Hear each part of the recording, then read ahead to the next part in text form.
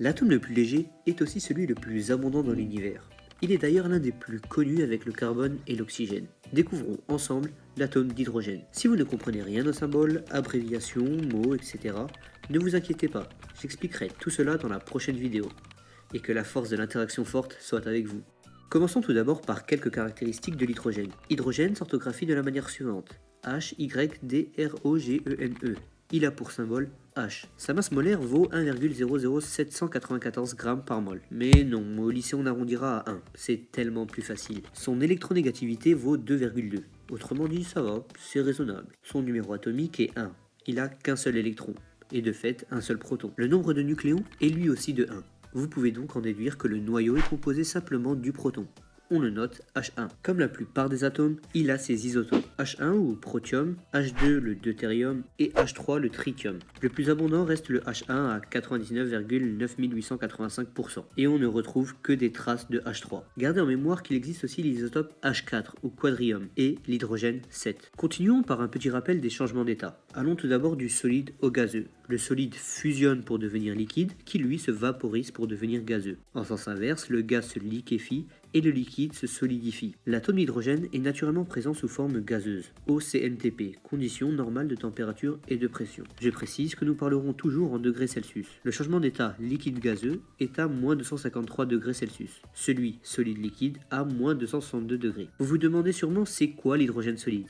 Vous ne savez pas? Eh bien voici la photo d'une galette de MgH2, hydrure de magnésium. On se sert du magnésium parce qu'il retient l'hydrogène. Cette forme est avantageuse car elle permet de réduire les risques par rapport à des formes sous haute pression. A noter aussi que même exposée au feu, la pastille ne prend pas feu. Ce système est complètement réversible, on peut stocker et déstocker presque à volonté. Il y a aussi peu de dégradation au fil du temps. La forme solide présente bien d'autres avantages. La forme gazeuse, c'est la forme stable de H2 ou dihydrogène. La forme liquide de l'hydrogène est surtout utilisée dans l'astronautique.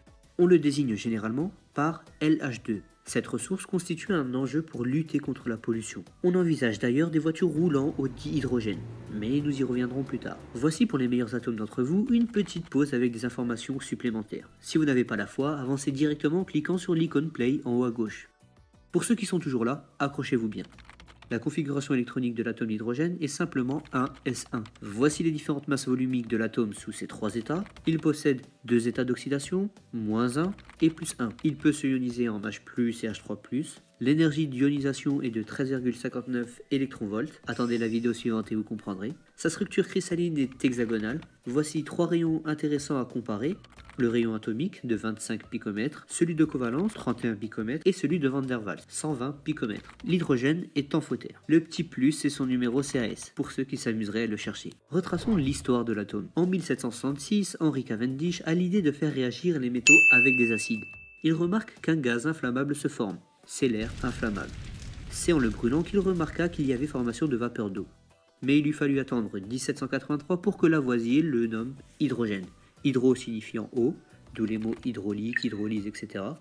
Et gène signifiant qui génère. Donc hydrogène signifie qui génère de l'eau. Ce gaz s'échappant est en réalité le dihydrogène. Di pour deux atomes d'hydrogène. Par abus de langage, on dit souvent l'hydrogène. En 1838, le pas très commode Schonbein, allemand, découvre le procédé de la pile à combustion pour produire de l'électricité avec de l'hydrogène et de l'oxygène. Une autre avancée est en 1898, Monsieur Dewar parvient à liquéfier l'hydrogène en le refroidissant à moins 253 degrés. Et sinon, quelle est sa place dans notre univers? L'atome d'hydrogène a le ticket VIP dans l'univers. Il est partout et a son coin privilégié.